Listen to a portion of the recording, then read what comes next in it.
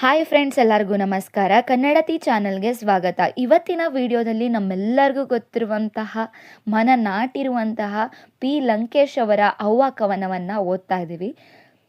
ಸಾಧಾರಣವಾಗಿ ಯಾರೇ ಒಬ್ಬರು ಕವಿ ಆಗಲಿ ತಾಯಿನ ತಾಳ್ಮೆಯ ಸ್ವರೂಪ, ದೇವತೆ ಆ ಥರ ಎಲ್ಲ ಹೊಗಳುತ್ತಾರೆ.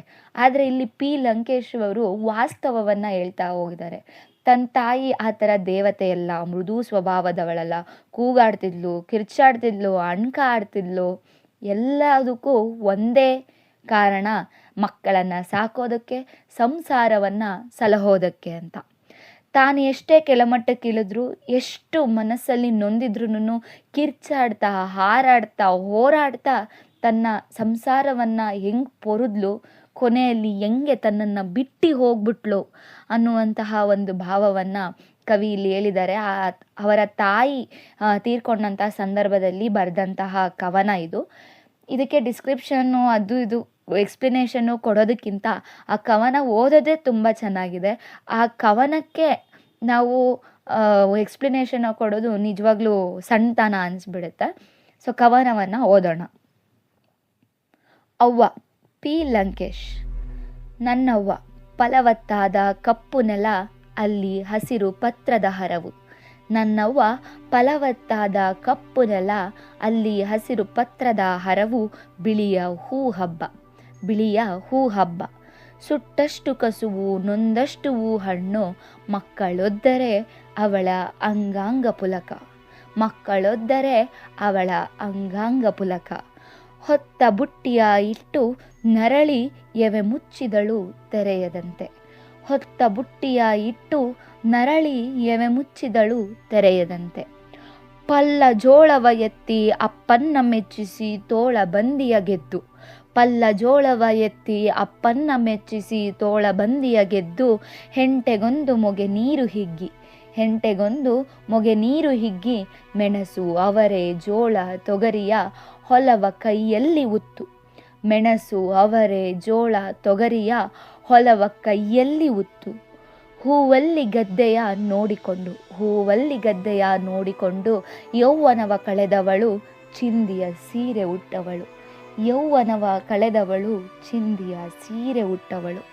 ಸತ್ತಳು ಈಕೆ, ಈಕೆ ಸತ್ತಳು ಈಕೆ.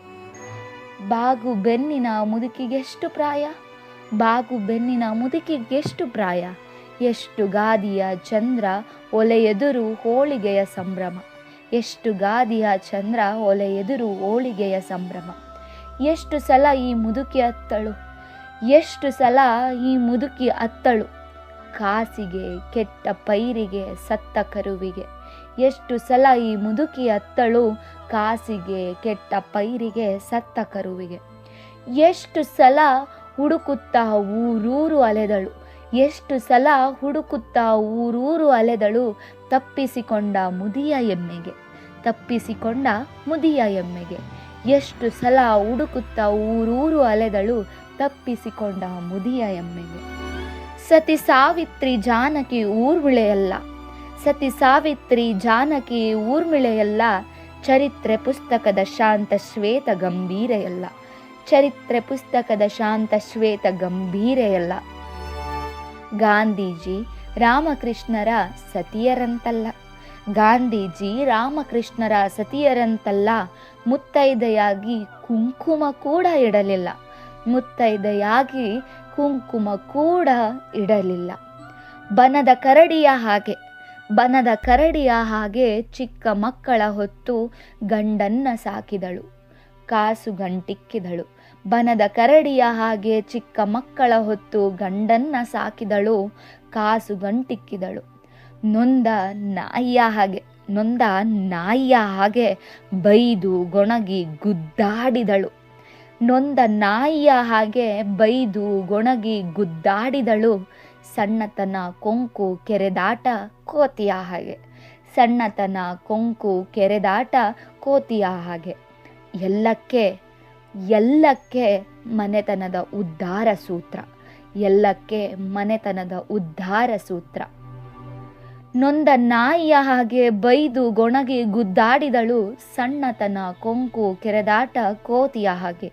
ಎಲ್ಲಕ್ಕೆ ಮನೆತನದ ಉದ್ಧಾರ ಸೂತ್ರ. ಈಕೆ ಉರಿದೆದ್ದಾಳು ಮಗ ಕೆಟ್ಟರೆ ಗಂಡ ಬೇರೆ ಕಡೆ ಹೋದಾಗ ಮಾತ್ರ.